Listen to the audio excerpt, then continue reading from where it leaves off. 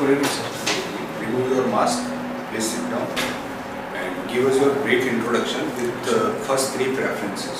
Please sit Thank you, down. sir. May I speak in Gujarati, sir? Yes. Sir મારો code 2626 છે. મેં મારું graduation વર્ષ 2018માં mechanical બ્રાન્ચમાં પૂર્ણ કર્યું છે. ત્યારબાદ 2019માં આવેલ જીપીએસસીમાં મારી પસંદગી તાલુકા વિકાસ અધિકારી તરીકે થઈ છે. ત્યારબાદ આવનાર 2020ની જીપીએસસીમાં પણ મારું સિલેક્શન થયું હતું. પ્રથમ જીપીએસસીમાં પાસ થઈ ઓક્ટોબર 2020થી હું સ્વતંત્ર તાલુકા વિકાસ અધિકારી તરીકે ફરજ બજાવું છું. આ અંતર્ગત સર 1 વર્ષના કાર્યકાળ દરમિયાન સર અમે વિવિધ પ્રોજેક્ટ ઉપર કામ કર્યું છે, જેમાં કે આઈઆરડી રૂરલ ડેવલપમેન્ટ અંતર્ગત પ્રધાનમંત્રી આવાસ colony, forest development, infrastructure committee, land bank જેવા પ્રોજેક્ટ ઉપર કામ કર્યું છે. સર મારી 3 ચોઇસ પ્રથમ ડેપ્યુટી કલેક્ટર, બીજી ડીવાયએસપી, ત્રીજી આસિસ્ટન્ટ કમિશનર જીએસટી છે sir.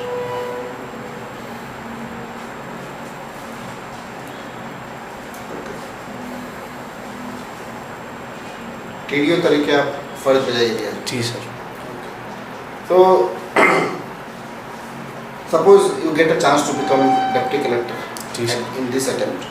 After becoming deputy collector, what were the 3 challenges which you faced as a TDO and you would like to address those challenges as a deputy collector? જી sir.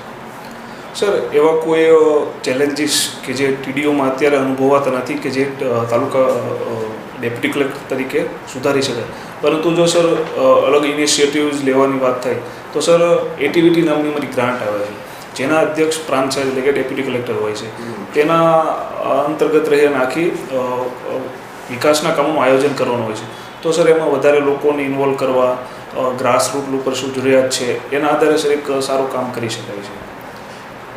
Sir બીજું કે જે revenue વિભાગ અને પંચાયત વિભાગ છે એમની વચ્ચે જે સંકલનની ખાસ જરૂર છે કે વેરા વસૂલાતું હોય, ગામ નમૂના નંબરના જે વિવિધ પત્રકો તૈયાર કરવાના હોય, એમાં બંને વચ્ચે સંકલન છે. એ માટે પણ સર પ્રાંત અધિકારી તરીકે કામ કરવું જોઈએ સર. Suppose आप DYSP થઈ ગયા. જી સર. 14 ફેબ આપણે રિવરફ્રન્ટ ઉપર ઘણા લોકો બેઠા છે અને બજરંગ દળવાળા આવીને ત્યાંથી લોકોને ખસાડે છે. એઝ એ ડીવાયએસપી આપ સ્થળ ઉપર પહોંચી ગયા. જી સર. હવે શું કરશો? સર જો જે આપણે ગ્રુપ કહ્યું છે સંગઠન, એ લોકો કોઈને હેરાન કરતા છે તો એ લોકોને સમજાવીશ કે આ વસ્તુ ખોટી છે, આપણે આ રીતેનું કૃત્ય ના કરવું જોઈએ. ના માને તો સર એમને સમજાવવાનું કે ભાઈ આ રીતનું કૃત્ય ના કરવું જોઈએ, તમે અહીંથી જતા રહો. જે લોકોને બેસવું છે અહીંયા બેઠા છે એમની ઈચ્છા પ્રમાણે બેઠા છે, એમને ના માને તો સર એમની વિરુદ્ધ જે કાયદાકીય કાર્યવાહી કરવાની થતી હોય તેમને સમજાવવાનો સર સારી રીતે પ્રયાસ કરીએ અને સર સારી રીતે સમજાવીએ તો મારું માનવું છે કે માની જશે સર. ધારો કે આપના એરિયામાં જી સર. એવો એક કેસ બની જાય ગામમાં જી સર. કે એવી શંકા છે કે એક કૂવામાં કોઈ લેડીને મારીને નાખી દીધી છે, બીજા એક કૂવામાં એક બાળક પડી ગયું છે અને ત્રીજું ગામમાં એક મર્ડર થઈ ગયું છે. જી સર. એઝ એ ડીવાયએસપી આપ કયા કેસને વધારે પ્રિફરન્સ આપશો આ 3માં? સર ત્રણેય કેસ સેમ ઇમ્પોર્ટન્ટ જ છે, ત્રણેય મર્ડરના છે, કોઈની જાન ગઈ છે. તો સર એઝ એ ડીવાયએસપી હું કોઈ એક કેસને હેન્ડલ નહીં કરતા, ત્રણેય મારા જે સબોર્ડિનેટ સ્ટાફ હોય છે, પીઆઈ હોય છે, પીએસઆઈ હોય છે, એમને અલગ અલગ 3 ટીમ બનાવી અને લોકોને ત્રણેય કેસ ઝડપથી ઉકેલ આવે એવો પ્રયાસ કરીશ સર. તમે પર્સનલી કયો કેસ એટેન્ડ કરશો? એટ અ ટાઈમ તમે તો કોઈ એક જ કેસ એટેન્ડ કરી શકશો પર્સનલી. તમે 2 જગ્યાએ જે તમારા પીઆઈ હોય, જે ઇન્ચાર્જમાં બીજા જે તમારા સબઓર્ડિનેટ્સ હોય એને મોકલી શકો એ બરાબર છે. પર્સનલી તમારો પ્રેફરન્સ પોતે કયા કેસને એટેન્શન આપશો હાજર? સર બાળકના કેસને. કેમ? સર બાળકની સાથે કોઈ ચલો કે સર મહિલા છે કે પુરુષ છે, કોઈની સાથે કંઈ ઇસ્યુ હોય ને થયું હોય, પણ બાળક સાથે કેમ આવું કૃત્ય થયું એ જાણવું જરૂરી છે એટલે માટે સર. એલએસી અને એલઓસી વચ્ચે શું તફાવત છે? Sir LAC line of actual control અને LOC line on control. Sir Pakistan line sorry sir એ વિશે મને એક્ઝેક્ટ ખ્યાલ નથી. એલએસી વિશે ખ્યાલ છે કે જે ભારત અને પાકિસ્તાનની જે જમ્મુ કાશ્મીરમાં જે આપણી યુદ્ધ વિરામની જે રેખા છે એ સર એલએસી છે. એ એલએસી છે. જી સર. તો એલઓસી શું છે? સર ભારત અને પાકિસ્તાનની જે એકચ્યુઅલ બોર્ડર છે જમ્મુ કાશ્મીરને પાર તે સર. Are you sure? જી સર. તો પછી ચાઇના જોડે જે આપણું બોર્ડર છે એને શું કહેવાય? McMahon line sir. જી sir. Gujarat model of development, what you mean by that? Sir ગુજરાતે જે વિવિધ સેક્ટરમાં જે પ્રોગ્રેસ કર્યો છે કે બધા સેક્ટરને સાથે લઈ અને એક જે પ્રોગ્રેસની જે પ્રક્રિયા છે કે જે બીજા કરતાં અલગ છે, સસ્ટેનેબલ છે, ડ્યુરેબલ છે, એ વસ્તુને ગુજરાત મોડલમાં છે. કયા ક્ષેત્રમાં?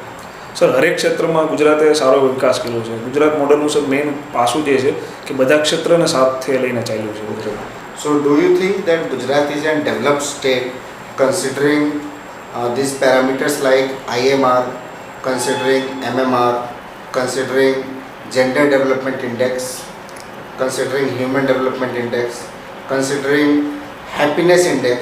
In all these indexes, do you think that Gujarat is a developed state considering literacy rate? Sir ગુજરાતે હેલ્થ હોય, વુમન એમ્પાવરમેન્ટ હોય, એજ્યુકેશન હોય, બધા ક્ષેત્રોમાં આ બધા ઇન્ડેક્સ છે એના જે પેરામીટર છે એ ઉપર ખૂબ જ કામ કર્યું છે.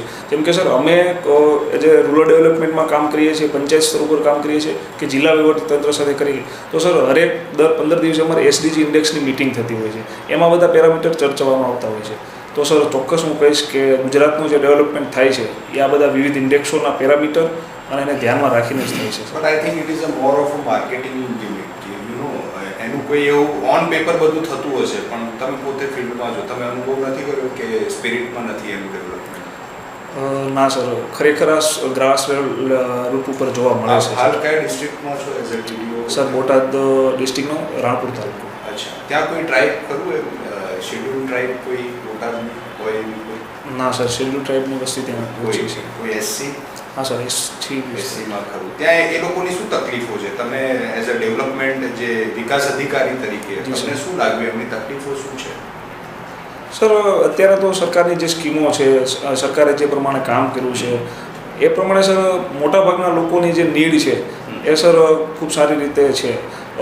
એક પ્રશ્ન હતો કે એસસી લોકોના જે સ્મશાન હોય છે એ ડીમ કરવા એ માટે જગ્યા નહોતી અને એના માટે સર અમે ઇનિશિયેટિવ લઈ અને જે 7 ગામમાં મારા તાલુકાના પર્ટિક્યુલર સર 7 ગામોમાં એસસી લોકોના સ્મશાન માટે જગ્યા નહોતી તો સર અમે નીમ કરાવી હતી. અચ્છા, તમને એવું લાગે છે કે સરકાર અધિકારીઓને પાવર ઓથોરિટી તો આપે છે, બરાબર છે, પણ તો પણ હાથ ક્યાંક ને ક્યાંક બાંધી રાખેલો હોય છે એવું તમને બ્યુરોક્રેસીમાં કોઈ જગ્યાએ ફીલ થયું? તમારો વ્યક્તિગત કોઈ અનુભવ કે તમે કંઈક કરવા માંગતા હતા, સારું જ કરવા માંગતા હતા પણ એમાં અડચણ પણ તમારા જ કોઈક માણસે નાખી હોય એવું કંઈક કોઈ ઉદાહરણ?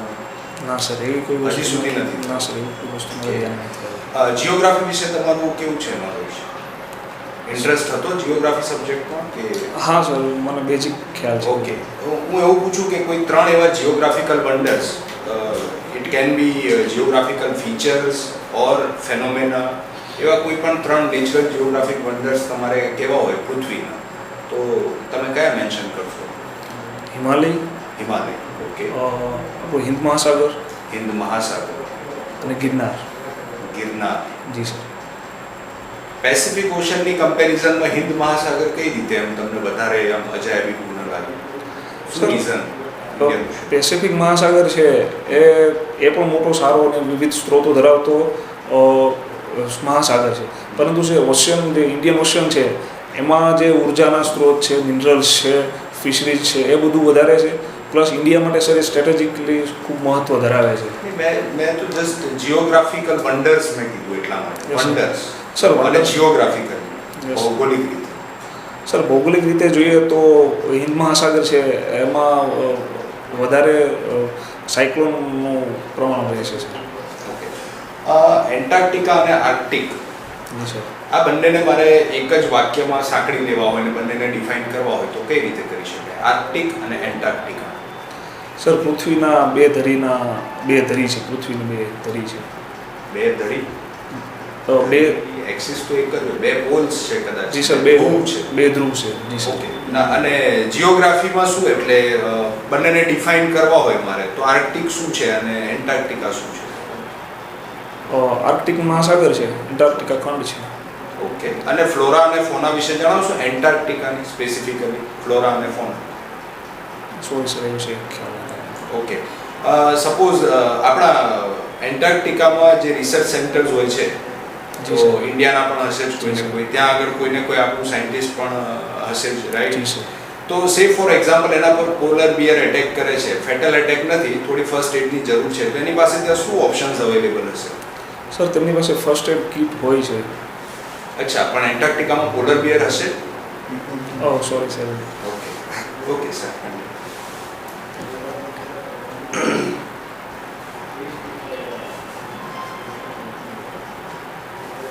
What are your three qualities so that the panel is convinced that you are going to become a very good deputy collector? Three qualities.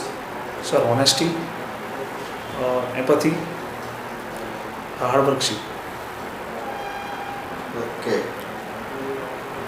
What is the difference between governance and administration? Sir administration વહીવટી તંત્ર કે જે વ્યવસ્થા બનાવી છે એનું સંચાલન કરતું, એને મેનેજ કરતું, એનું મોનિટરિંગ કરતું. જ્યારે ગવર્નન્સ છે સર, એમાં એક કન્સેપ્ટ અલગ છે કે ટ્રાન્સપરન્સી હોય, એકાઉન્ટેબિલિટી હોય, લોકોનું પાર્ટિસિપેશન હોય, એ સર ગવર્નન્સ છે. એડમિનિસ્ટ્રેશનમાં અકાઉન્ટેબિલિટી ને ટ્રાન્સપરન્સી નહીં. સર એકાઉન્ટેબિલિટી હોય છે, પણ જે એપ્રોચ સાથે ગવર્નન્સમાં હોય છે કે તમારે એ પ્રૂવ કરવાની હોય છે કે તમારે મોનિટરિંગ જવાબદારી ફિક્સ કે ભાઈ તમે સોશિયલ ઓડિટ છે જેમ કે, તો એમાં તમે એકાઉન્ટેબિલિટી માટેના અલગ પ્રયાસો કરવામાં આવ્યા છે સર. જે એડમિનિસ્ટ્રેશન લેવલે એક જે કન્સેપ્ટ છે એમાં ઓછું છે sir. Then what is the difference between management and administration? Sir management કોઈ વસ્તુ છે એને મેનેજ કરવી, જેમ કે કોઈ ગ્રાન્ટ છે અમારી, તો એને કઈ રીતે ડિસ્ટ્રીબ્યુશન કરવું એ જ. જ્યારે એડમિનિસ્ટ્રેશન એટલી ગ્રાન્ટ લાવવી, એ ગ્રાન્ટનું અમલીકરણ કરવું, એ ગ્રાન્ટના જે વિકાસના મતલબ કામ થયા હોય છે તો એનું ઇમ્પ્લિમેન્ટેશન કરવું, એનું મોનિટરિંગ કરવું અને એના શું રિઝલ્ટ આવ્યા એ આખું સંકલન કરવું એડમિનિસ્ટ્રેશન છે સર. ભારતમાં ક્યાર સુધી પ્રોવાઇડિંગ હાઉસિંગ ટુ ઓલ આ જે સ્વપ્ન છે ક્યાં સુધી ભારત અચીવ કરી રહેશે? સર માર્ચ 2022 સુધી. થઈ જશે? જી સર શ્યોર થઈ જશે. આપણે 2016માં જે ગોલ લઈને ચાલ્યા કે 2,95,00,000 લોકોના મકાન બનાવવાના છે, સર અત્યારે 1,30,00,000 મકાન બની ચૂક્યા છે સર. અને સર 2021ના એન્ડિંગ સુધી 2,10,00,000 મકાન બની જશે સર. અને ફાર્મર્સનું ઇન્કમ ડબલ કરવાનું જે આપણો ધ્યેય લીધેલું જી સર. એ ક્યારે પૂરું થવાનું છે? સર એ પણ 2022 સુધીમાં ડબલ કરવાનું ધ્યેય છે સર. થઈ જશે પૂરું? સર સરકાર બહુ સારા પ્રયાસો કરી રહી છે, એડમિનિસ્ટ્રેશન પણ ખૂબ સારી પોલિસી ઇમ્પ્લિમેન્ટેશન કરી રહી છે, પણ સર એને પૂર્ણ કરવામાં થોડી વાર લાગશે sir. Executive magistrate, sub divisional magistrate અને જ્યુડિશિયલ મેજિસ્ટ્રેટ શું તફાવત છે? સર એક્ઝિક્યુટિવ મેજિસ્ટ્રેટ મામલતદાર Shri, SDM sub divisional magistrate પ્રાંત અધિકારી શ્રી, અને જ્યુડિશિયલ મેજિસ્ટ્રેટ જે આપણો કોર્ટ હોય છે દીવાની અને ફોજદારી કોર્ટના. શું ડિફરન્સ શું હોય છે? સર એક્ઝિક્યુટિવ મેજિસ્ટ્રેટ છે મામલતદારને જે સત્તાઓ સુપ્રત કરી છે, સરકાર પાવર ઓફ ડેલિગેશનથી જે સત્તાઓ આપી છે. કઈ? સર જે જમીન અધિનિયમ છે, લેન્ડ રેવન્યુ કોડ, તે હોય છે. જ્યારે સબ ડિવિઝનલ મેજિસ્ટ્રેટ આગળ તડીપાર સીઆરપીસી તરફથી કોઈ પાવર આપવામાં આવ્યો છે એક્ઝિક્યુટિવ મેજિસ્ટ્રેટને, મામલતદારને? સોરી સર એ વિશે ખ્યાલ નથી. તમને એક ઓથોરિટી હું આપું કે ચલો ગવર્મેન્ટની કોઈ પણ એવી 3 યુઝલેસ સ્કીમ્સ બંધ કરી, ખોટો કાર્યભારણ વધારી રહ્યું છે અને એની અસર કઈ છે એની, તો એ 3 સ્કીમ્સ કઈ હશે? સર વર્તમાનમાં એવી કોઈ સ્કીમ નથી કે જે બંધ કરવા યોગ્ય. બધી સર ખૂબ નીડફુલ અને લોકોને માટે જરૂરી છે સર. અચ્છા, એટલે એવી કોઈ પણ સ્કીમ નથી જે આપણા મતે યુઝલેસ હોય? જી સર.